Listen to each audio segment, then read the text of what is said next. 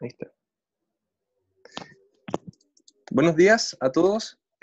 Muchas gracias nuevamente por ingresar a esta reunión del ciclo de geocharlas Tecubo. Hoy en día tenemos una invitada, Natalia Zamora. Natalia Zamora es geóloga costarricense. Realizó sus estudios de doctorado en el GFZ en Potsdam, en Alemania. Y en el último tiempo estuvo trabajando en Sigiden de la Universidad Católica, de la Pontificia Universidad Católica, y actualmente, hace muy poco, se encuentra trabajando en el Barcelona Supercomputing Center en España. Sus temas usualmente de trabajo dice relación con el peligro de tsunami, y hoy día nos trae una interesante charla que es una muy bonita continuación de lo que habíamos visto en algunas charlas anteriores, titulada Evaluación del peligro de tsunami e incertidumbres asociadas. Muchas gracias, Natalia, por estar con nosotros. Es todo tuyo. Hola, buenas tardes y bueno, buen día, dependiendo de dónde estén, y capaz que buenas noches. Muchas gracias a Leonzo, Catalina y Javier por planificar estas charlas y por invitarme, por abrir este espacio para que nos reunamos virtualmente en estos tiempos. Y bueno, definitivamente ha sido muy interesante, mucho aprendizaje. ¿Verdad? Y poder, esta oportunidad de poder compartir, y además que muchas de estas charlas quedan luego en el canal de YouTube, entonces se pueden escuchar posteriormente. Así que bueno, muchísimas gracias y muchas gracias a todos por sacar un ratito para acompañarnos. Bueno, como me acaban de presentar, entonces sí, presentaré hoy la evaluación del peligro de tsunami e incertidumbres asociadas. Y bueno, empiezo también contigo el agradecimiento con mencionar que, bueno, ha habido en estos, sobre todo últimos 5 años, financiamiento, sobre todo, bueno, en un principio del gobierno alemán, y un gran agradecimiento al gobierno chileno que a través de, bueno, del Sigiden y un Fondesit pude desarrollar investigación, y parte de esos resultados voy a presentar. Y bueno, decir que me toca presentar un día después de la conmemoración de un evento como el evento de Coquimbo, que justo ayer hubo una presentación muy interesante del Sigiden, también creo que quedó subida en el canal de YouTube, por si les interesara. Y bueno, ahí también se resume mucho de este aprendizaje, de esta experiencia de haber, sobre todo para mí, de haber estado en Chile en un lugar que es definitivamente un laboratorio, sobre todo, bueno, viéndolo desde la concepción de la ciencia.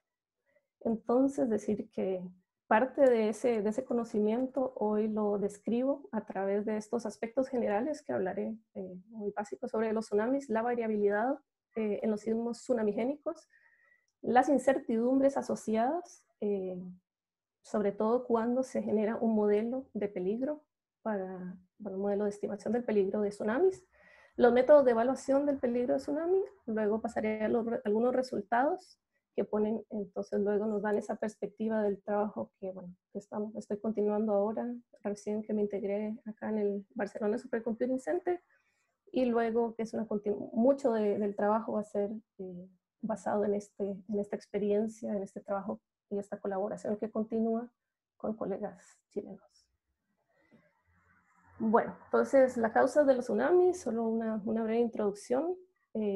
Bueno, es cualquier un evento, un terremoto, un deslizamiento submarino, causas volcánicas, inclusive atmosféricas, los meteotsunamis, o impactos, por ejemplo, de asteroides que puedan generar un desplazamiento de la columna de agua. Eso es básicamente en general lo que un tsunami, como un tsunami se genera. Estos tsunamis no, en realidad son fenómenos naturales que no ocurren relativamente no tan frecuentes, y cuando ocurren pueden generar grandes pérdidas, como no lo ha mostrado la historia. Entonces, ese proceso de la génesis de un tsunami, bueno, ya como posiblemente todos sabremos, existe esta generación, una propagación y una inundación. Cada fase de este proceso del tsunami conlleva, cuando lo estudiamos, una alta incertidumbre. En el tema, por ejemplo, de la fuente, y vale decir que hoy me voy a concentrar en los tsunamis generados por fuentes tectónicas, y no dejaremos de lado sobre todo, por ejemplo, los deslizamientos submarinos, por lo menos en lo que respecta al trabajo que se ha venido realizando. Y bueno, entonces decir que en la generación tenemos entonces una alta incertidumbre en la caracterización de la fuente y el conocimiento de esa recurrencia de la fuente. Luego, a lo largo de la propagación, entonces entran ciertas incertidumbres, sobre todo que tienen relación al modelo de elevación, por ejemplo, digital, y sobre todo a los esquemas numéricos utilizados. Y luego la inundación, que es quizás el otro proceso muy complejo en términos de simulación numérica, que son procesos no lineales, y para los que se requieren, cuando los estudiamos, hacemos una simulación, datos topogatimétricos de alta resolución. Entonces, acá, por ejemplo, podemos ver que a lo largo del planeta han ocurrido sismos que generalmente se dan en las zonas, ¿verdad?, de convergencia de placas, no solo necesariamente, pero es donde han ocurrido la mayoría. En este mapa que presento es una historia de una selección de sismos, y como pueden ver, por ejemplo, voy a hacer hincapié en el evento de 1992 en Centroamérica, un evento cuya magnitud es 7.6 a 7.7 y generó un tsunami de 10 metros. Y en comparación de un evento como el 2010, uno de estos grandes megaterremotos de magnitud 8.8, que genera un tsunami de aproximadamente 30 metros. Luego tenemos el gran gigante, ¿verdad?, de la historia del planeta, por lo menos de tiempos recientes, conocido, y que tuvo una magnitud 9.3, 9.5, ahí faltó y bueno, cuyo tsunami inclusive puede ser menor a otros eventos que han ocurrido de menor magnitud. Entonces, quiero que, bueno, tenemos los grandes en rojo. Acá tengo estos eventos de magnitud, llamémosle moderada. Cuando hable de moderada, voy a hablar de eventos entre 7 y magnitud 8, aunque son ya aproximándose a 8 realmente. Estamos hablando de eventos más grandes, pero teniendo la escala, entonces cuando tenemos estos mega tsunamis, mega terremotos, entonces estaremos en estos eventos quizás mayores a 8.5, por lo menos a lo largo de lo que voy a hablar hoy. Y vemos que no hay una linealidad entre tener una magnitud y un tamaño de un tsunami, como lo podemos ver y nos lo demostró, por ejemplo, en el 2004 Sumatra, y luego tenemos un evento, si nos concentramos en estos dos eventos, de magnitud moderada, que generaron tsunamis bastante importantes. Nuevamente en Nicaragua, 10 metros, y el Mentawai, el del 2010, que genera un gran tsunami que afectó la costa de Sumatra. Entonces, siguiendo con estos, ¿qué nos pueden contar estos megasismos de este siglo? Tenemos entonces acá la zona, digamos, de deformación, este largo de deformación de este evento que ocurre en el 2004 en Sumatra, el 2010 en Chile, ¿verdad?, con una magnitud de 8.8, y el magnitud 9 en Tohoku. ¿Qué podemos observar de acá? Si nos concentramos en ver, digamos, esta longitud que tienen estos eventos, podemos ver también que a pesar de una gran magnitud que tiene Tohoku, como hemos sabido, la zona de ruptura pareciera es mucho menor comparado a eventos de una magnitud, digamos, también de gran magnitud. Entonces, ¿qué nos empiezan a mostrar estos diferentes eventos? Entonces empezamos ya el concepto de la zona sismogénica, ¿verdad? Entonces, ¿cuál es esa zona que debiéramos definir? Sobre todo ahora sí, ya concentrándonos más en la zona sismogénica entre placas. Entonces, donde, bueno, ley en el 2012 definía estos dominios, y trabajo pues, acá de Hicks en el 2015 retoma esa descripción de esos dominios donde ocurren los diferentes tipos de eventos. Entonces, bueno, mencioné brevemente la ocurrencia de tsunami earthquakes o sismos tsunamis, que luego describiré. Luego, otros grandes eventos que ocurren en el dominio B y otros posiblemente con un deslizamiento menor que ocurre en el dominio C. Y bueno, los eventos lentos de los cuales ya nos han hablado en otras charlas en este ciclo. Y bueno, que ocurren tanto en la zona acá donde termina en la transición al manto y luego también que hemos visto que parte de esta caracterización del sismo tsunami que ocurre en el dominio A se relaciona también con estos eventos. Decir que entonces esta caracterización de la zona sismogénica, este tamaño, es un concepto muy importante que luego voy a ir introduciendo cuando se quiere modelar el peligro de tsunamis. Entonces, en esa misma línea vemos acá este gráfico de Sagekan del 2019, que nos presenta, ya nos concentramos otra vez en este evento que menciono del 2010, de estos tsunami earthquakes, ¿verdad? Donde vemos acá, bueno, esta es una ruptura que se acerca muchísimo a la trinchera, en comparación de otros eventos que han ocurrido, ¿verdad? En este caso en el dominio A, estos que ocurren como mayormente en el dominio B y C, a lo largo por lo menos de la zona sismogénica interplaca.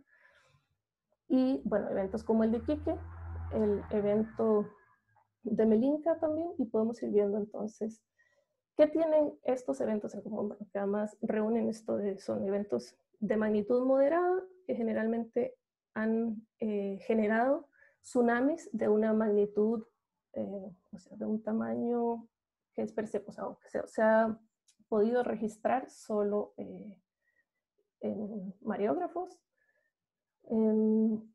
Contrario al de Mentawai, ¿verdad? Que tiene una magnitud moderada, como mencioné, y que generó grandes eventos. Entonces, claro, esto es la importancia, y como también se ha ido mencionando, de entender y poder pronosticar de alguna manera cuando se hacen estos modelos dónde, cuándo y cómo será la ruptura. Y bueno, este es el desafío de la ciencia, de la Tierra, ¿verdad? Responder a esas preguntas y sobre todo cuándo esto va a tener una implicación de poder llevar esto a por ejemplo, a la estimación ya no de solo la amenaza del riesgo y poder construir, si se pudiera, zonas costeras más seguras. Entonces acá, para seguir introduciendo esta variabilidad de los sismos tsunamigénicos, volvemos entonces al caso del 2010, magnitud 7.8 que ocurre en Mentawai, y podemos ver entonces esta distribución relativamente concentrada en el espacio, esta distribución del run-up o de alturas de ola también. En este caso se presenta el run-up, o sea, la altura máxima en la distancia horizontal con que penetró este tsunami. Entonces vemos que llegan a tener un run-up bastante grande, bueno, sobre todo en la parte oeste de las islas, porque claro, tiene esa directividad de la zona donde se deforma, que coincide con esa zona más somera en esa zona del interplaca, o sea, una zona más cercana a la trinchera y menor como la isla funcionando como un buffer, un amortiguador. Y aquí lo que podemos ver, bueno, Newman presenta en trabajos pasados, presentó una manera de escalar estos modelos que tienen una relación con el tema de la rigidez. Entonces se supone, y se ha sugerido sobre todo en trabajos de Bilek y, bueno, de Geist y Bilek, de Bilek y Ley, y luego más adelante de Ley en el 2012, y varios trabajos donde se han tratado de estimar entonces esa variación que tiene la rigidez a lo largo de la profundidad. Entonces, con base en eso y en la velocidad de corte, Newman presenta un escalamiento. Entonces, esto lo que quiere decir es que en la boya, cómo cómo se tiene el tsunami observado, cómo sería si lo escala con su modelo, y luego el original. Acá entonces se muestra, otra vez para remarcar, que entonces la deformación de este evento ocurre muy cercano a la trinchera.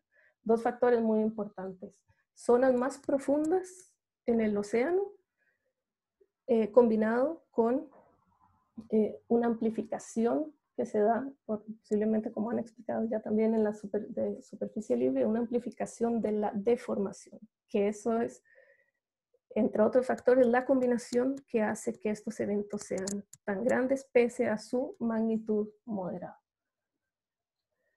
El evento de 1992 fue uno de los primeros eventos, bueno, fue el primer evento, de hecho, donde Kanamori y otros colegas hicieron muchos estudios para entender cuál había sido esa disparidad que se observa entre magnitudes moderadas, donde no se esperan tsunamis de ese tamaño. Entonces, bueno, acá en el año 2017, porque se conmemoraban los 25 años, Nicolás Arcos presenta, bueno, un resumen de todos estos, de este evento, ¿verdad?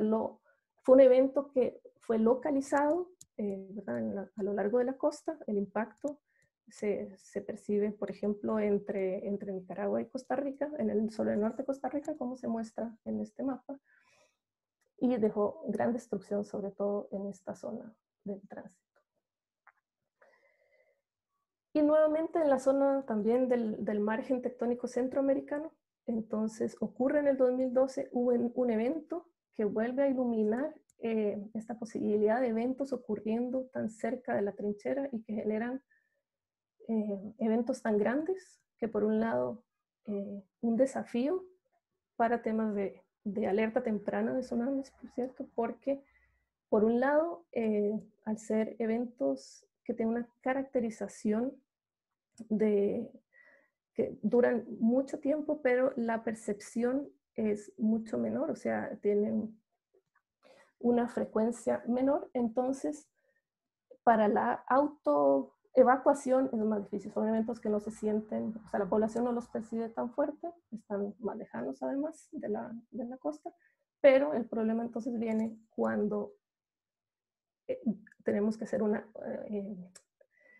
delimitar una alerta temprana y para eventos que pueden generar bastantes daños cercanos a la ruptura.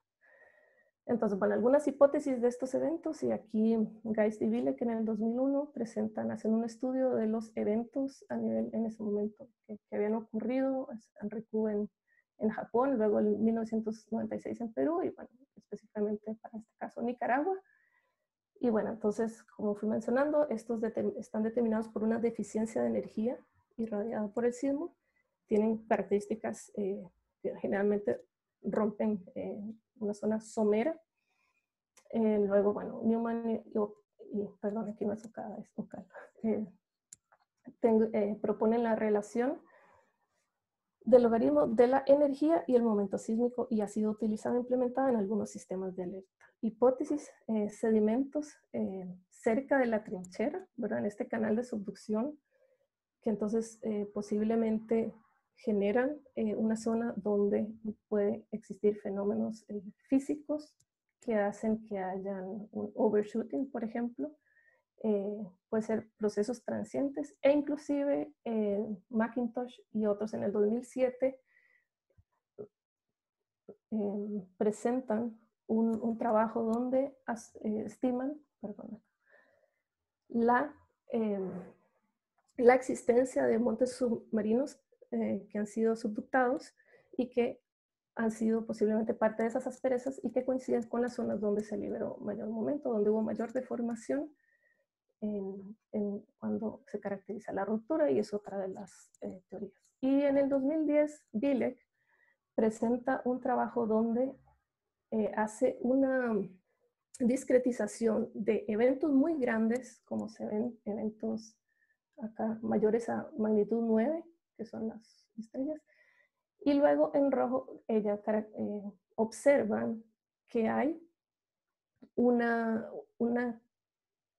coincidencia entre márgenes acrecionales y márgenes erosivos. En los márgenes erosivos, como muestra esta tabla, por ejemplo, Centroamérica, que es una zona donde se ha visto entonces, y también México, que es proclive para la generación de eventos tsunami, por lo menos en este caso sismos tsunamis. Y luego en zonas como Chile, donde sobre todo el centro a sur de Chile, márgenes acrecionales que generan más bien sismos muy grandes.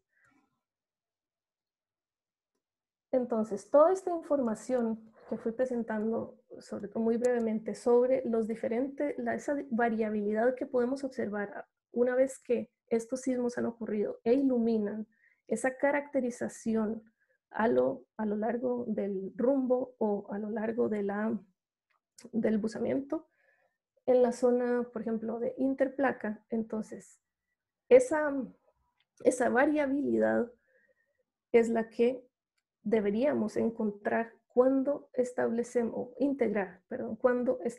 un modelo de evaluación del peligro de tsunami. Entonces, para responder dónde, cuándo y cómo, existen dos enfoques, y ya para esto vamos a empezar a entrarnos como en este concepto del peligro o amenaza de tsunamis, donde lo que se quiere es llegar a usar, por ejemplo, parámetros en resultados que nos digan cuál es la probabilidad de excedencia de un tsunami en un lugar específico. Entonces, para ello existen dos enfoques, el determinístico y el probabilístico. El determinístico indica que todo lo que podamos, digamos, incorporar a nuestro modelo, por ejemplo, de determinación de una ruptura, siempre será igual. O sea, la entrada, no habrá variación en ese modelo. Mientras que en los modelos probabilísticos, esta variabilidad, esta visión aleatoria está considerada. Entonces, cuando estamos en el marco de modelos determinísticos, podemos empezar a considerar lo que se ha llamado el peor escenario o el mayor escenario esperado. Y luego, contrarrestando a los modelos probabilísticos, lo que tenemos no es un escenario, sino un rango de magnitudes.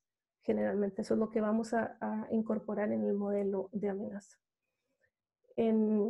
Volviendo al determinístico, en temas de ventaja o desventaja, en términos ya de cuando generamos un modelo de amenaza, es que con el determinístico, como vamos a ver más adelante, podemos generar fuentes más complejas, integrando muchísimo más datos.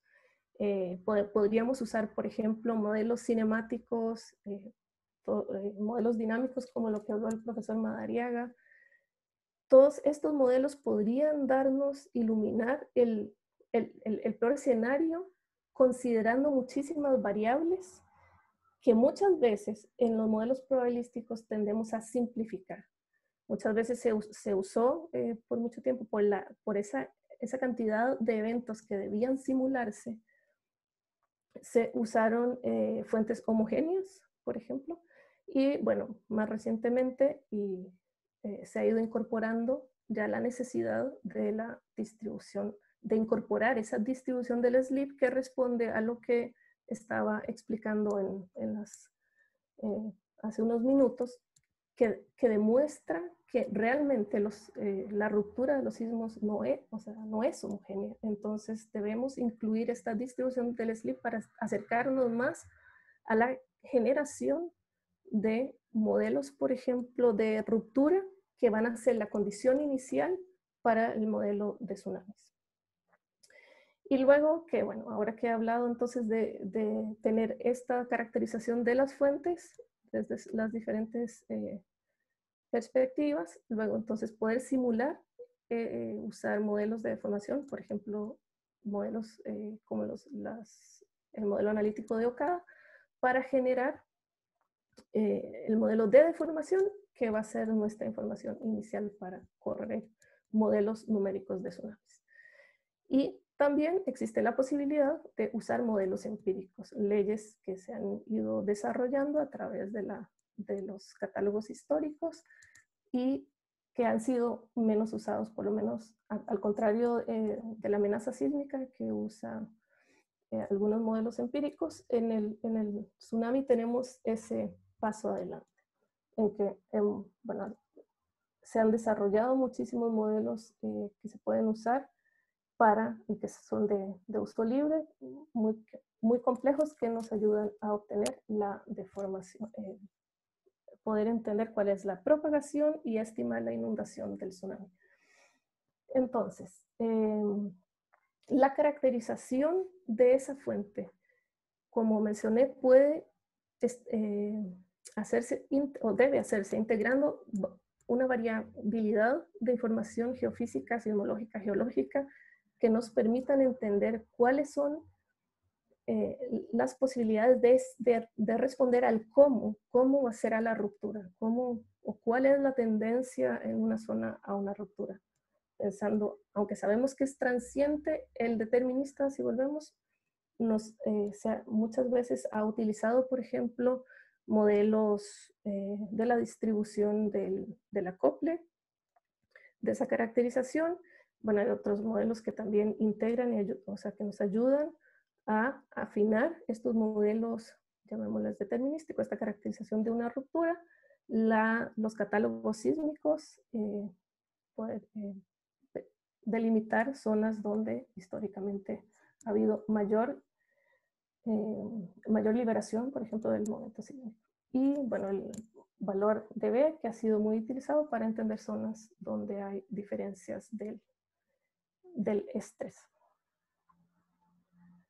Entonces, un ejemplo, nuevamente vamos hacia Centroamérica y el margen tectónico del Middle America Trench, y observamos acá un trabajo de Ye et al. En el 2013, donde concluyen, ellos integran muchos estudios que se dieron sobre todo entre el año 2000 y 2012-13, que iluminaron, o sea, nos dieron esta información donde iluminaban más bien la caracterización de esta zona, de esta parte de este margen tectónico del planeta. Y curiosamente, contrario a Chile, esta es una zona donde se tipifica como de un bajo acople. Entonces, aquí en este panel A, lo que hay, bueno, es una variable. Se muestra primero la velocidad de ruptura, y acá se muestran 3 eventos que ocurrieron en el 2012 en Guatemala, el que mencioné anteriormente, este sismo tsunami de El Salvador, y el evento de Nicoya de magnitud 7. Nuevamente volvemos a ver que para magnitudes moderadas, acá Nicoya, acá está, y acá está el de Nicaragua. Entonces, como vemos, son eventos moderados que han generado diferentes tsunamis. Bueno, en 2012 ya mencionamos, 1992, y eventos de magnitudes relativamente similares generan solo tsunamis que fueron de pocos centímetros registrados, no fueron percibidos en la costa.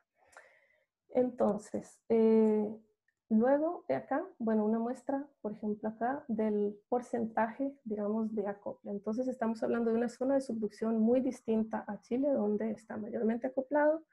Y aquí también seguimos con este concepto, ¿verdad?, de la zona sismogénica, ese largo, ¿verdad?, de ruptura plausible en una zona sismogénica, y esta diferencia además en el espesor de la zona sismogénica, que en algunas partes, por ejemplo acá en Nicoya, se considera que tendría, o sea, que la parte principal de la zona sismogénica, según estudios de Schwartz y otros, y muchos estudios que se han dado en los últimos años gracias a la evolución de los estudios geodésicos y sismológicos, indican o sugieren que acá varía en Costa Rica, por ejemplo, entre 12 kilómetros y entre 8, 12 sobre todo, hasta 36, 40 kilómetros.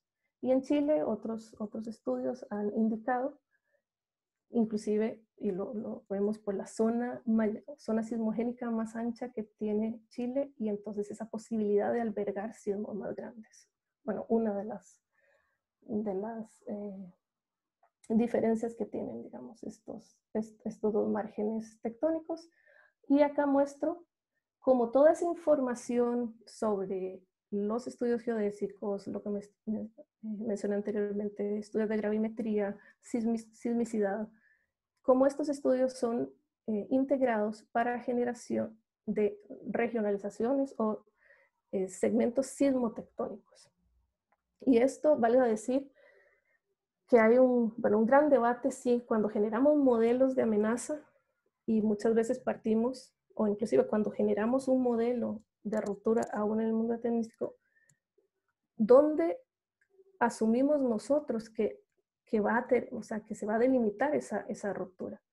Entonces, estos modelos de regionalización, integrando esta información, digamos, se atreven como a delimitar zonas donde se asume, por un lado, que dentro de cada uno de estos segmentos que vemos acá, hay una probabilidad igual de generación de eventos. O sea, tiene un comportamiento muy similar desde el punto de vista sismológico y que tiene que ver, desde el punto de vista sísmico, que tiene que ver con procesos y caracterización de cada una de esas zonas. Cuando usamos esto en estos segmentos, cuando usamos estos segmentos para la delimitación, para caracterizar, entonces empezamos a estimar entonces la magnitud máxima posible que tiene uno de esos segmentos. O sea, cuál es el evento, volviendo al evento máximo esperado dentro de ese segmento. Y bueno, ha habido mucha discusión, han habido también muchos estudios que integran tanto esa visión de usar una segmentación, y bueno, por ahí me parece que fue Sergio Ruiz también decía, bueno, y creo que iba en esta línea, ¿dónde segmentar? ¿Dónde decir que existen barreras sísmicas? Bueno, porque muchos de los sismos, aun cuando se vean en modelos dinámicos, por ejemplo, que estas caracterizaciones de la zona sismogénica, por su historia, digamos, geológica y la caracterización, nos indica que hay zonas donde podrían comportarse como barreras sísmicas. Y esto, en algunos sismos hemos visto también que estas barreras sísmicas se rompen, o sea, no tienen ese comportamiento de barrera en el fondo. Y esto tiene también una gran implicación cuando sigue con el aspecto que voy tratando de llevar, es de tener toda esta variabilidad, de tener toda esta información provista por sismólogos geofísicos, por todos estos científicos que vamos integrando para generar estos modelos. Empezamos a encontrarnos, bueno, cómo incorporamos todas estas incertidumbres aleatorias, o sea, parte de esta variabilidad que tiene la naturaleza, y algunas epistémicas que son esta decisión, por ejemplo, de generar un polígono que, ¿verdad? que tiene el fundamento de que está caracterizando una zona que se delimita, se diferencia de su vecino. Y aquí entonces también entra este concepto de magnitud máxima. Y por ejemplo, cuando tenemos esta diferencia de segmentos, si tuviéramos que generar, no sé, el segmento de Nicoya, entonces en algún momento estudios han indicado, ¿verdad?, que aquí hay algunas barreras por las condiciones, y difícilmente estas, y además por lo que se ha visto en la historia sismológica, por ejemplo en el caso de Nicoya, es que cada 50 años rompe con esa magnitud, llamémosle característica por el momento. Pero el tema que tenemos en Costa Rica y bueno, en Centroamérica es que no tenemos estudios paleosismológicos o paleotsunamis. Generalmente los de paleosismología se han concentrado en fallas corticales, que de paso han generado los sismos corticales muchos eventos dañinos para la región. pero no tenemos ese insumo, como explicaba el profesor Marcos Cisternas hace unas semanas, que en el caso de Chile, esta información paleosismológica también, bueno, además de que hay muchos eventos que nos indican cuáles son ese evento máximo esperado y por lo menos en un rango.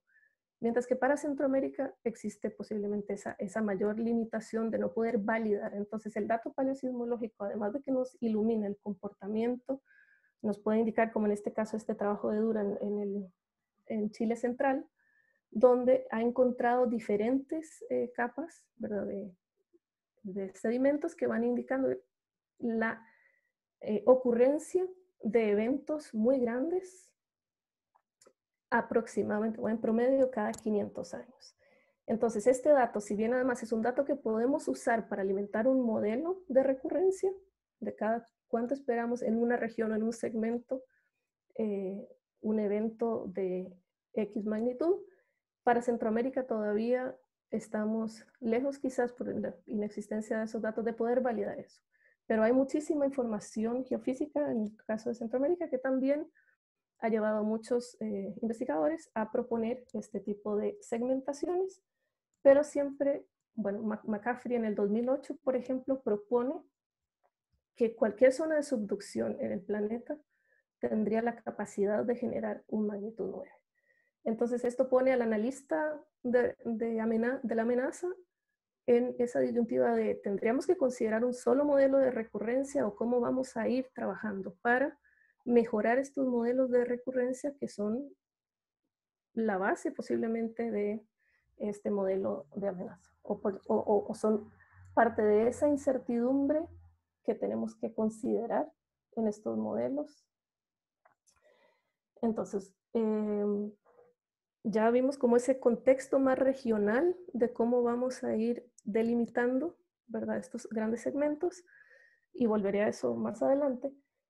En el caso de esta estimación determinística, si nos vamos a aquel gráfico del determinístico y probabilístico, en el determinístico, por mucho tiempo usamos, este es un modelo, o sea, en el trabajo de Moreno y otros, en el 2010, ellos hacen una comparación de varios modelos de ruptura y luego del modelo de acople hacen una diferencia entre ellos y presentan como ese modelo del SLIP. Entonces, si vemos en la parte inferior, el DEF, lo que estamos viendo acá pueden ser modelos que si no tuviéramos más información podríamos, si quisiéramos saber cuál es la posibilidad de inundación, por ejemplo, para generar una carta como la SITSU, una carta para estimar la inundación en una zona, en este caso, por ejemplo, Concepción, uno podría tomar alguno de esos tres modelos como modelo de entrada al modelo numérico de tsunami, generar la deformación, porque tenemos la información de un déficit de slip, o sea, podemos generar una falla finita con ese modelo, o sea, ya no nos alejamos, como también lo explicaba, por cierto, Juan González hace unas semanas, por si también quieren, también usando este enfoque, ¿verdad? De usar esos modelos que están disponibles, modelos de posible ruptura, donde uno puede transformar ese modelo de acople a modelos, digamos, de déficit de slip y usar ese déficit de slip como mi entrada al modelo de deformación, una falla finita. Y si lo vemos acá, tendríamos tres modelos distintos para eventos diferentes. Para un evento similar tendríamos tres escenarios relativamente distintos. Eso mismo, estoy siempre entre Chile y Centroamérica, eso mismo se hizo en el año 2012 porque la zona de Nicoya, que también ha sido casi un laboratorio científico, uno porque esta zona, esta península está muy cercana, ¿verdad?, a la trinchera y bueno, sobre la zona sismogénica. Entonces de acá ha salido muchísima información para entender estos procesos, que volviendo a esta definición de escenarios plausibles, escenarios sísmicos que puedan ser el modelo inicial de la modelo numérico de tsunamis. Entonces, este modelo, por ejemplo acá, lo que hace es generar varias rupturas plausibles. En este caso, el objetivo era, si en una zona como Centroamérica, donde siempre, ¿verdad?, se ha estimado que, si vemos acá, son zonas, estos colores muestran, digamos, segmentos de ruptura plausible en la zona y donde se asumen que hay algunas barreras sísmicas. Entonces se hacen varios escenarios, algunos cruzan esas barreras, otros no, pero lo que tiene característico esto es que la mayoría de los eventos varían entre, bueno, los outer rise varían entre magnitud 7, 7,5 y estos eventos, el mayor evento que se considera en el Pacífico, por ejemplo, del sur de Centroamérica, es magnitud 8 en la zona de Nicoya. Entonces, con esta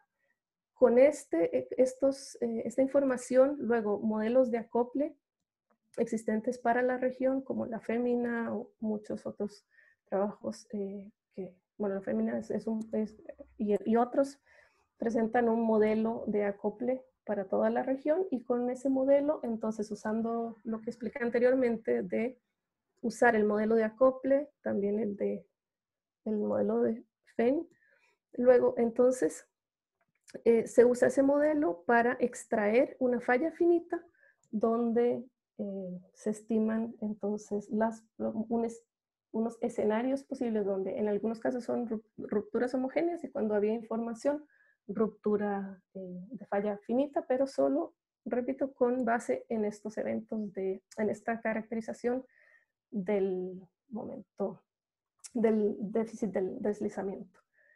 Y luego, bueno, cuando ocurre este trabajo, existía mucha información, al igual que el trabajo de Chile, del Maule. Entonces, ¿dónde se puede? Entonces, había ya 20 años de datos geodésicos, y luego cuando ocurren estas rupturas se pueden comparar, y se ve que parte de esta ruptura principal para el evento de Nicoya, este 7,6, ocurre en una de las zonas donde estaba más acoplado. Entonces, algunos modelos, no los presento acá, pero de Chacón y Proti en el 2011 hacen ese ejercicio de usar este modelo y simular el posible tsunami.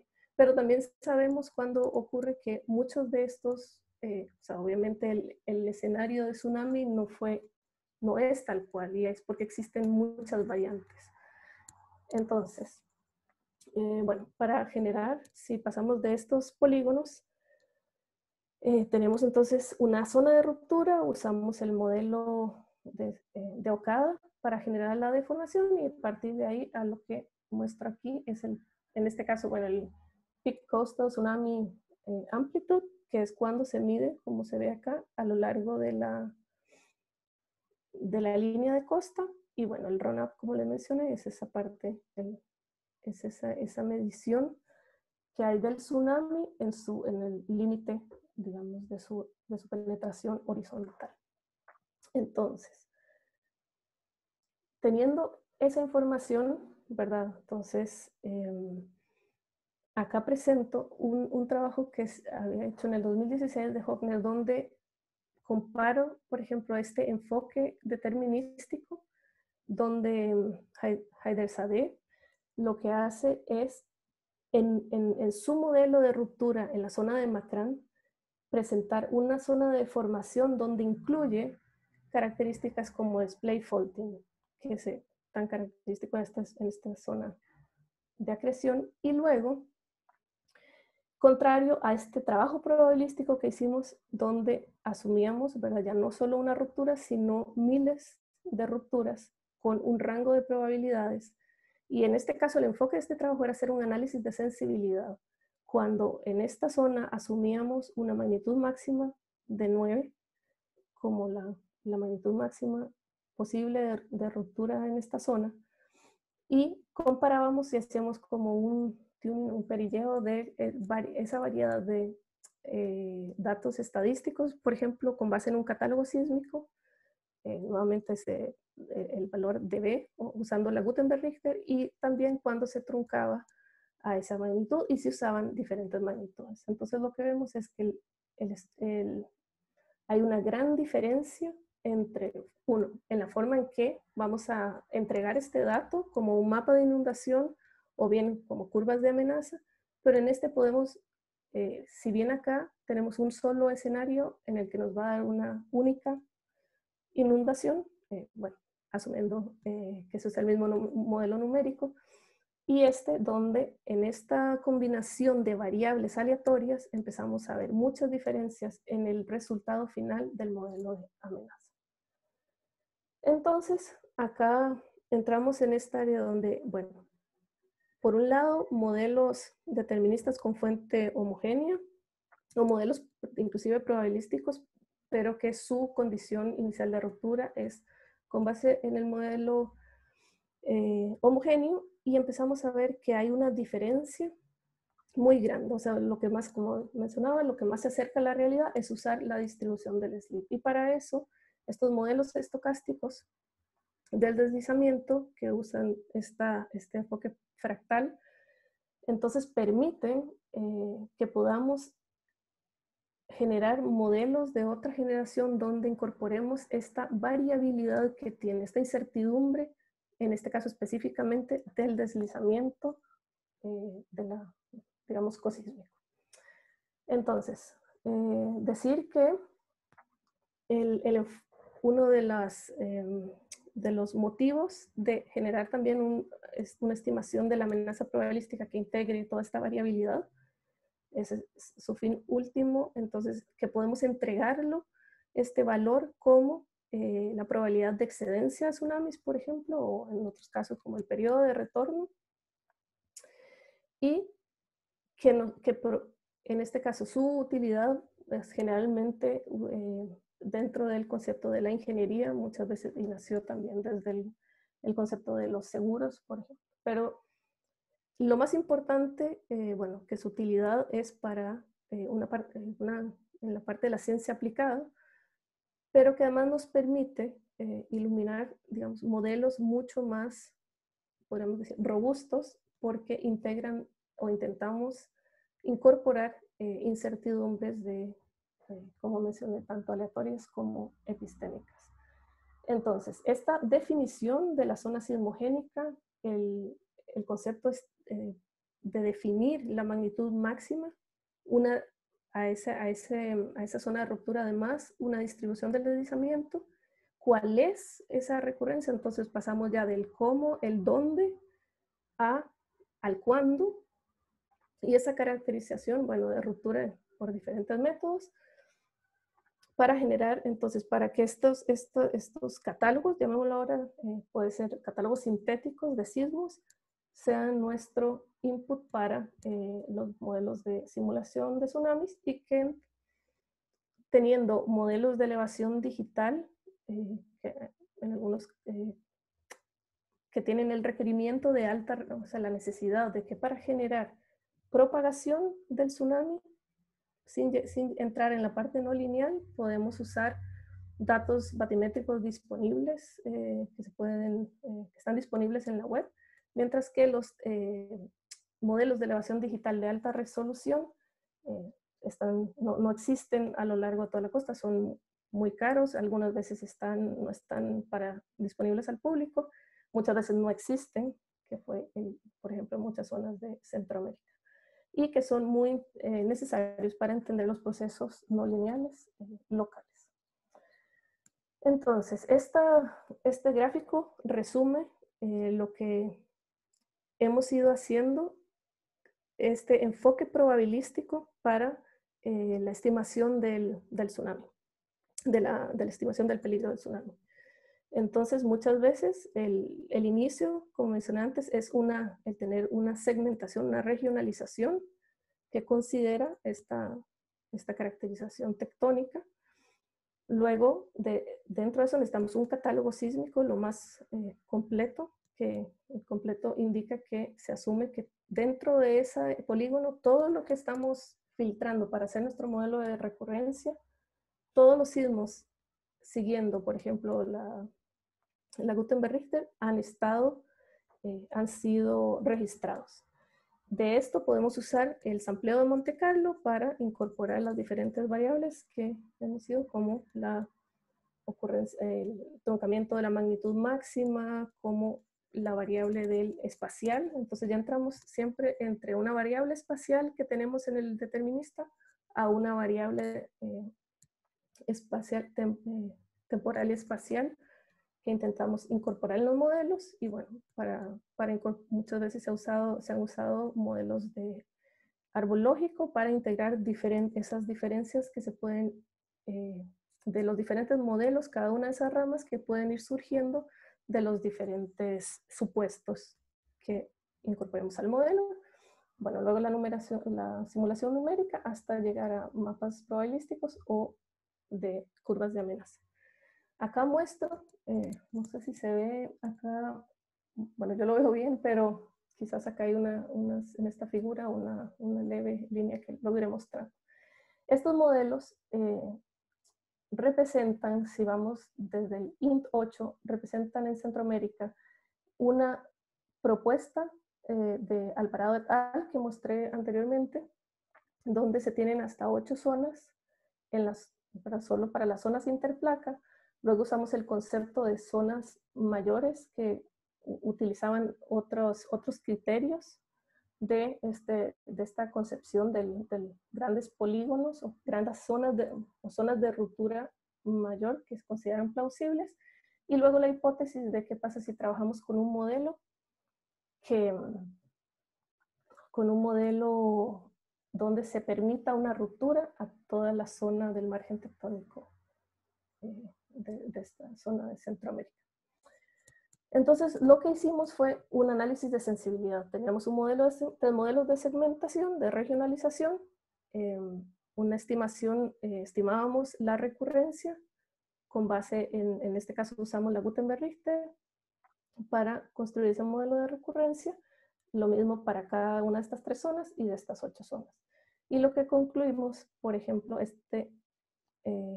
estos datos lo que nos dicen es que los modelos, por ejemplo, obviamente el modelo donde usamos la recurrencia basada en un polígono, un gran polígono donde se permite esa variación de la ruptura temporal y espacial, casi que sin considerar ninguna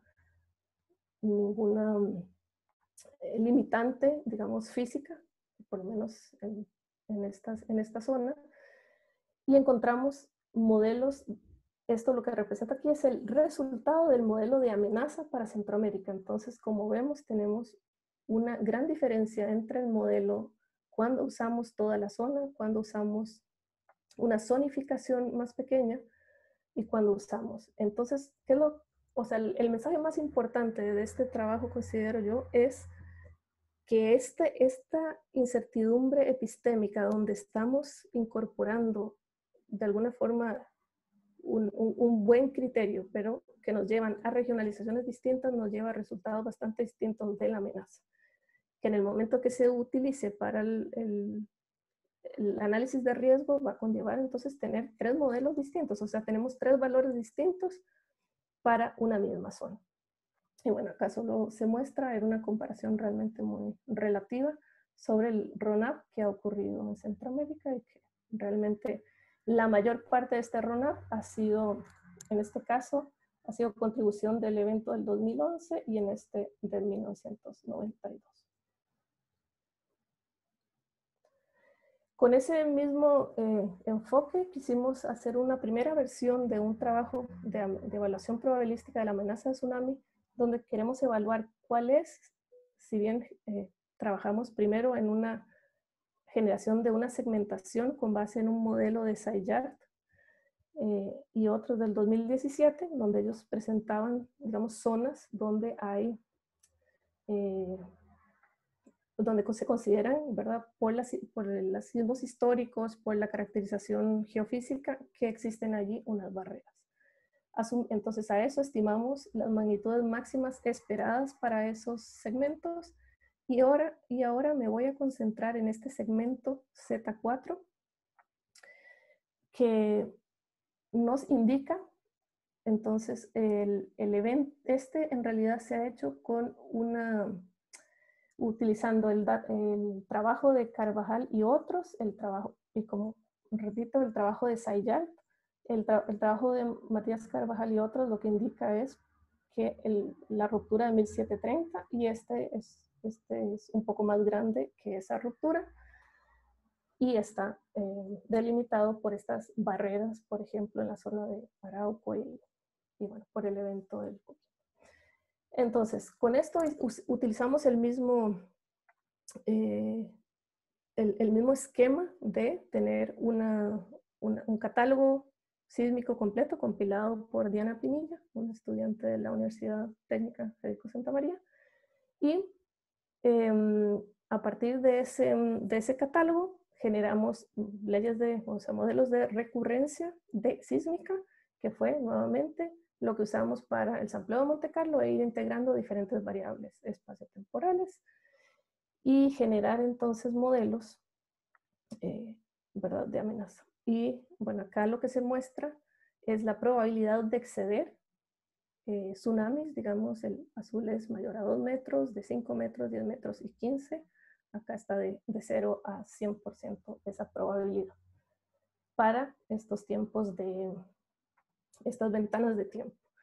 Acá, bueno, entonces, muy importante, tomando en consideración el trabajo anterior, es que, bueno, aquí lo que queríamos saber es si teníamos este segmento, cuál es no solo la contribución de la amenaza a la zona central, pero si ven, tenemos acá la contribución a todo Chile. Y como vemos, a diferencia de lo esperado, por esa misma zona que rompe acá, tenemos acá un comportamiento hacia el norte muy distinto. Entonces, en este modelo logramos capturar posiblemente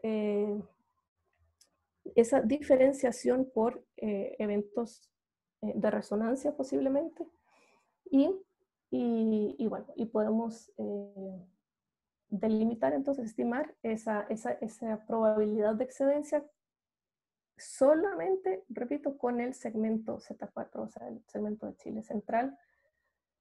En esa misma línea hicimos otro trabajo donde ya no usábamos este gran segmento que incluye lo que podríamos pensar el long term, o sea, un segmento donde se tiene una sismicidad, o sea, una probabilidad, todos los sismos que ocurren acá tienen una misma probabilidad de ocurrencia, y extrajimos entonces un segmento que responde a un trabajo que está ahora en revisión de Sipol et al., donde ellos a través de microsismicidad logran definir unas asperezas o zonas donde nosotros asumimos que podría ser futuras rupturas. Entonces, con base en eso, delimitamos este polígono rojo y que con leyes de escalamiento, por ejemplo, de Blaser y otros, bueno, están también el trabajo de Allen, las leyes de escalamiento que nos van a indicar, o sea, que podría, en este caso, que podemos para un área asumir una magnitud plausible y desde esa magnitud generar entonces nuestros modelos. Acá entonces también indico que además de construir esta posibilidad de una ruptura que podría tener un tamaño de magnitud 8.6, se usan los modelos estocásticos, en este caso usamos el de Melgar y otros, el ModPy en 2000 publicado en el 2016. Y también, bueno, ahora estamos haciendo otras pruebas que no voy a mostrar aquí con un código de Jorge Krempien, Alejandro Riutria y otros colegas del CIGIDEN, donde también estamos haciendo, bueno, muchos análisis de sensibilidad para también entender cuál es la incertidumbre también, ya no solo de las variables, esta variabilidad de la naturaleza, sino de los modelos numéricos o de las aproximaciones numéricas. Y bueno, acá decir que entonces generamos 100 casos, 100 escenarios, todos dentro de este polígono, respondiendo a esa magnitud 8.6, donde se asumió un slip máximo posible de 15 metros.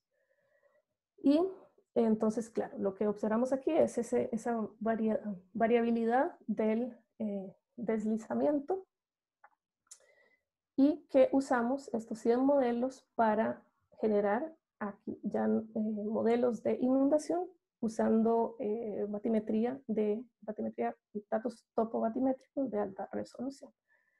Y ya para ir terminando, entonces los resultados de este trabajo, bueno, fueron bien interesantes, porque en este trabajo, además de generar esta ruptura plausible, quisimos dar un paso más allá en el paso la evaluación probabilística de la amenaza de tsunami y cruzarla con esa variabilidad temporal de arriba del tsunami. Entonces, ese cruce entre el envolvente que se muestra aquí, la envolvente máxima de todos esos 100 eventos, bueno, mostramos además esta variabilidad. Y luego aquí tenemos ese envolvente de la envolvente considerando solo el tiempo de arriba. Y bueno, lo que podemos ir viendo acá es que, bueno, en términos de la mediana de nuestros 100 escenarios, vemos que la mayoría no inundan Viña del Mar. Bueno, acá tenemos el coeficiente de variación y la fracción que sí inunda. Entonces, o sea, en porcentaje.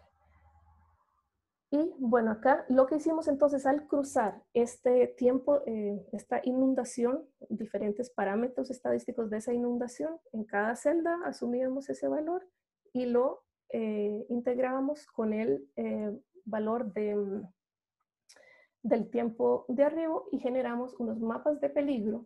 Entonces la propuesta es de mapas lo hicimos para Viña del Mar y Valparaíso, en este caso solo presentó Viña del Mar. Y entonces lo que pueden ver en la categorización de esta amenaza es, responde a cómo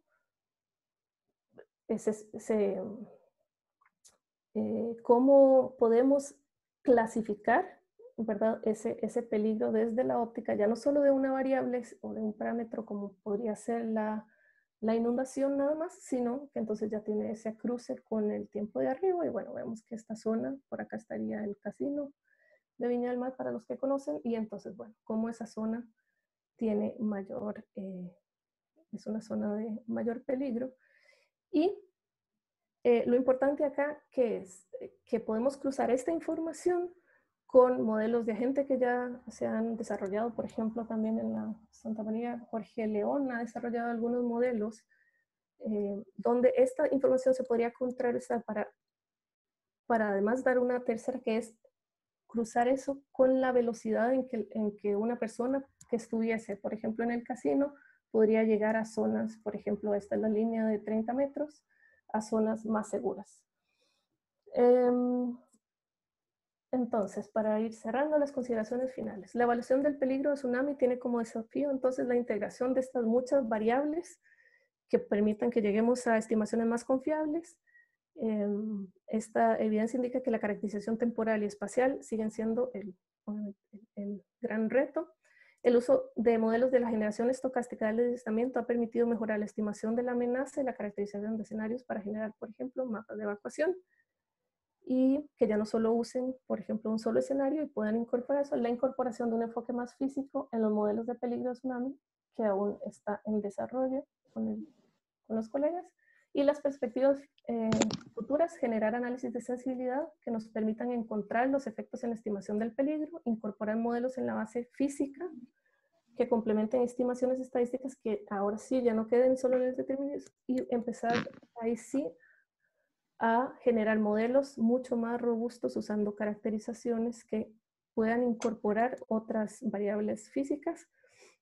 En este caso para Chile, que sí lo hicimos para Centroamérica, que sí habíamos incluido eventos de Outerrise, entonces agregar así, esperamos ya con una capacidad computacional mayor, incorporar también deslizamientos submarinos. Y bueno, esto era parte del trabajo que estamos haciendo, al igual que lo mostré para Chile, usar una zona donde se permita este concepto de sin barreras, donde se puede usar diferentes, también integrar otros aspectos o datos físicos, geofísicos, que nos permitan llegar a leyes de recurrencia que no dependan solo de una segmentación. Muchas gracias. Creo que No te preocupes, Natalia. Muchas gracias por tu presentación. Estuvo muy interesante, la verdad. ¿Me escuchas bien? Sí. Sí, perfecto. Bueno, aprovechar de recordar a los participantes que pueden dejar sus preguntas en el chat, las iremos respondiendo ahora en esta sección. Para comenzar, yo tenía una pregunta y dice relación con un poco, en el peligro de tsunami se evalúa, por así decirlo, un poco la geometría de la cuña delante de agua, en el sentido de que si tiene un rol importante el efecto de la cuña o la propagación de splayfold debido a rupturas, ¿eso estaría considerado dentro de todos estos modelos como proxy? Claro, en los modelos probabilistas ha sido más difícil, como lo comentaba con, por ejemplo, el caso de Macran, por esta simplificación que parece que estamos incluyendo. En algunos casos, la de Macran usamos o sea, una ruptura homogénea. Ahora tenemos un paso más, está disponible este concepto y por la capacidad computacional podemos incluir el deslizamiento, pero el splayfold, a pesar de que lo discutimos, quisimos hacer algunas formas, era generar diferentes geometrías que permitieran entonces que algunos de esos sismos estuvieran en zonas, digamos, con un dip mucho más alto, por ejemplo. Eso se podría hacer, pero volvemos a lo mismo, es una forma de simplificar y agregar un poco más, pero no nos permite, como en el caso del trabajo digamos, de Sadeo u otros que han incluido, por ejemplo, modelos numéricos. Hay un grupo del GFZ está trabajando mucho en este tema, desde el concepto dinámico y también con rupturas, digamos, cosímicas el estático, pero que permiten, de nuevo, que la ruptura tenga otras variables que le den más realismo, podría ser, a cada una de esas rupturas esperadas. Perfecto. Gracias, Natalia. Bueno, Leoncio te agradece mucho por tu presentación y pregunta, siguiendo lo que presentaba el profesor Raúl la semana pasada, ¿qué tanto efecto podría tener en las simulaciones el efecto de superficie libre ante una posible ruptura que alcance la fosa? Claro, tiene una gran implicación y de hecho no lo presento aquí. Yo no he trabajado en esa área, pero como he tenido que usar ciertas informaciones para generar los modelos, hemos podido ver que realmente hay una gran importancia y posiblemente responde un poco a este tema de este overshooting o sobre todo el hecho de que esta deformación genere esta gran deformación donde se genere una mayor dislocación del suelo marino y por ende de la columna de agua que genera, digamos, los sismos tsunamis. Entonces, la respuesta es sí, no lo hemos incorporado y como mencionaba, es parte de lo que se quiere hacer y esperamos poder incorporar eso. Pero se sale, por ejemplo, de mi área de desarrollo, pero en definitiva, estos modelos podrían responder. Hay un trabajo de Williamson, me parece, y otros del 2019, en los que hacen algunas comparaciones y se ve realmente en algunos casos hay diferencias. Aunque Williamson aquí no usa el enfoque dinámico como lo presentaba el profesor Madariaga, pero más bien cinemático. Ya que me parece que por ahí hubo en algún momento de esta discusión, hay un efecto. Ellos en el caso de Cascadia ven un efecto hasta de 1.5 metros cuando subtraen modelos. Pero sí que tanto el cinemático, sobre todo en esta pregunta específica de la zona somera, sí. Genial, gracias Natalia. Bueno, gracias Gabriel Álvarez pregunta si los sismos en el modelo se rigen por la ley estadística de Poisson, donde la probabilidad que ocurra un sismo es independiente en tiempo y lugar. Sí, ¿Cómo se puede usar Poisson si una misma magnitud de sismo produce tsunami y en otros casos no? Muchas gracias. Buena pregunta. Y sí, creo, no sé si lo mencioné, usamos la Gutenberg y cuando, como mencioné, al estimar la tasa de excedencia usamos el modelo de Poisson, como lo mostré en la ecuación. Con ese mismo concepto usamos el modelo, por ejemplo, en este caso exponencial de Gutenberg-Richter. Y entonces hay mucha discusión y de hecho hay algunos trabajos donde ahora se dice que sí, que la Gutenberg-Richter no debería usarse en ciertos casos porque no resuelven este problema. Está asumiendo entonces, bueno, en ese exponencial que todos esos sismos se comportan igual. Pero acá hay algo importante. Si entendí bien la pregunta, hay un tema también de esa variabilidad espacial que va a responder entonces no solo a esa ocurrencia, sino dónde en el espacio ocurren. Porque entonces si tenemos ese plano, ¿verdad? Donde tenemos entonces esa zona sismogénica de ruptura, o ese gran polígono donde vamos a samplear espacialmente usando, en este caso puede ser la ley de extremos, puede ser la ley de Gutenberg-Richter, pero vamos a usar ese fitting de ese catálogo donde nos va a dar esa ley de recurrencia, donde vamos a usar luego samplear Monte Carlo y esa variabilidad va a darse por la ocurrencia de sismos a lo largo del strike y del dip. No sé si eso responde, si no que me puede contactar a ver si, porque interesante la pregunta. Sí, sí, es muy interesante. Bueno, recordamos a los asistentes de que nosotros vamos a subir esta charla a nuestra página web y ahí tienen los datos de Natalia si la quieren contactar para mayor detalle o incluso para armar colaboraciones, ¿por qué no? Natalia, Natalia Díaz, de Chile, pregunta, ¿cuáles son las fuentes de incertidumbre más críticas en el sentido de que aportarían más información a la evaluación del riesgo de tsunami? Sí. Casualmente, en este trabajo de análisis de sensibilidad, lo que vimos es que podríamos generar un ranking. En este caso, bueno, no lo mostré, pero evaluamos 7 modelos.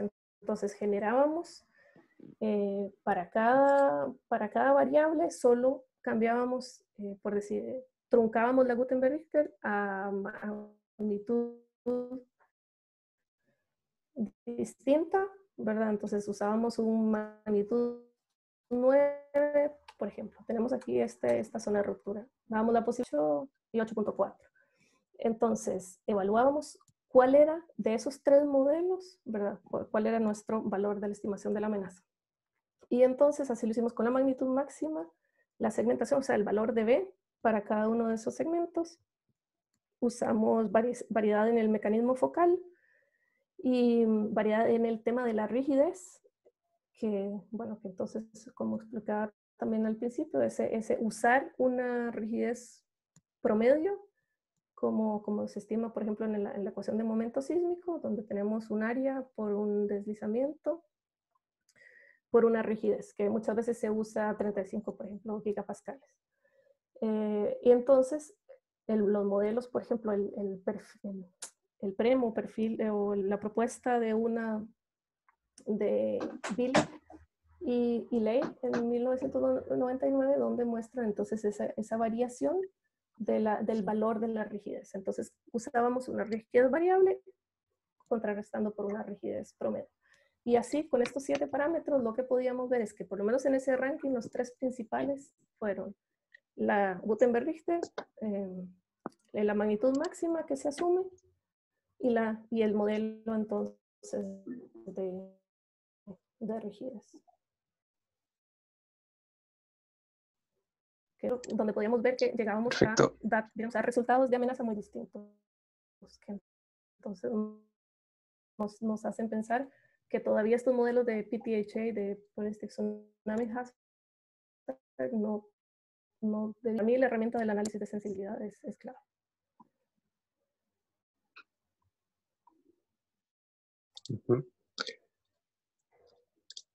Gracias, Natalia. De Natalia también, elaboración del riesgo considerando los modelos sintéticos que muestra que hay una gran sensibilidad a la zona de ruptura. ¿Podrías extenderte un poco sobre cómo se puede considerar este hecho, estos parámetros de sensibilidad? ¿Me puedes repetir otra vez? Bueno, de riesgo supongo que es de peligro. Ajá. ¿Cómo? ¿Podría repetirlo, por favor? Sí, si es que podrías extenderte un poco más sobre cómo se puede considerar en los test sintéticos la gran sensibilidad en la zona de ruptura. Claro, entonces lo que hacemos y que ya se considera, entonces, ese rango de magnitudes permite, por ejemplo, ahora hemos resuelto usando, no sé, para este caso, un catálogo de 100.000 años. Entonces tenemos un catálogo que nos provee con estas leyes de recurrencia, generamos un catálogo sintético donde entonces jugamos con esa variabilidad por muchos ciclos sísmicos, y entonces se asume, y bueno, se puede comprobar que, que, se, que se ha considerado entonces una gran variabilidad en todas esas rupturas. Entonces, de hecho, ya implícito en este sampleo de Monte Carlo está esa variabilidad sampleada. Ahora, parte de esa incertidumbre, nunca, en algún momento, no sé si un colega Felipe, él decía que de alguna forma esto era como jugar un poco con la ignorancia. Y de alguna forma lo es, porque, no, ¿verdad? Es de la ignorancia, digamos, de la falta de conocimiento, pero entonces es una forma de entregarle al modelo esa mayor variabilidad. Gracias, Natalia. Tenemos una última pregunta de Edilson Salazar Monroy. Te agradece mucho por tu presentación y pregunta: Gracias por estar. ¿qué parámetros considera usted como los más importantes en la generación de árboles lógicos en zonas con observaciones limitadas? Así Bueno, como tener alguna sí. estrategia alternativa. Sí, claro. Y, por ejemplo, estos estudios, si vemos, ¿verdad? El PTHA nace del PSHA, que es su acrónimo en inglés, responde a Probabilistic Seismic Hazard Assessment, que, bueno, desde el año 68 Cornell entonces desarrolla esta metodología, y Maguire, y por muchas décadas, ¿verdad? Se ha usado esta aproximación con algunas variantes. Entonces el PTHA, el Probabilistic Tsunami Hazard Assessment, usa estas metodologías, y así como el PSHA, por ejemplo, se ha hecho en zonas en Alemania o muchas partes del mundo como forma de rigor, y lo que se ha hecho entonces es utilizar una variedad de aproximaciones. Por ejemplo, yo mencioné esta disparidad que muchas veces hay, y que luego surge también esta pregunta de usar solo la Gutenberg-Richter, y luego bueno, se pueden usar otros modelos como el de sismicidad suavizada, donde entonces se usan sismos históricos y se van incorporando una serie de, aquí son técnicas inclusive estadísticas, o por ejemplo volvemos otra vez a estos modelos donde se utilice entonces caracterización de la geología y de la geofísica, que permitan definir mejores caracterizaciones del comportamiento de la zona. Entonces, con esa información se puede usar un esquema de pesos que se le puede dar a cada una de estas ramas, donde habiendo un poco más de, digamos, acá viene este tema subjetivo, de darle un peso a la información que vamos obteniendo. Entonces, en muchas zonas no existe información del todo, y se trata de partir entonces con la información existente. Entonces, conforme vaya alimentándose esta información, mejores modelos. Y aquí también entraríamos también en una área en el área de trabajo que presentaba Roberto Benavente. Lo presentaba para algo más, pero ha trabajado mucho el modelo bayesiano. Y estos modelos también bayesianos que van ganando información y van cambiando, también pueden ayudar a ir mejorando. Y eso puede incorporarse también dentro del árbol lógico. Pero para la construcción en sí, tienes sí que partir de información existente, donde se pueda ir sopesando de acuerdo a cuán fiable es, qué tan confiable o qué tan robusta sea esa información. Muchas gracias, Natalia. Muchas gracias por tu interesante charla. Muy, muy interesante tema, y nos encanta haber vuelto a la amenaza de tsunami en el ciclo de GeoCharlas TQV. Te vamos a enviar el chat con muchos agradecimientos de los participantes que estuvieron hoy. Y bueno, a todos los participantes, y lo dejamos en video también, La próxima semana vamos a tener a Shri Krishna Singh de la Universidad Nacional Autónoma de México, hablándonos sobre terremotos interplaca y terremotos intraplaca y cómo ellos se sienten en Ciudad de México. Así que los esperamos la próxima semana. Muchas gracias, Natalia, nuevamente, Muchas gracias por a haber ustedes aceptado la por venir invitación. y a todos los que participaron. Gracias por la paciencia. Muchas gracias. Que tengan muy Que buena estén muy tarde. bien. Sí, sí. Hasta luego. Gracias, gracias. Chao, gracias a todos. Chao.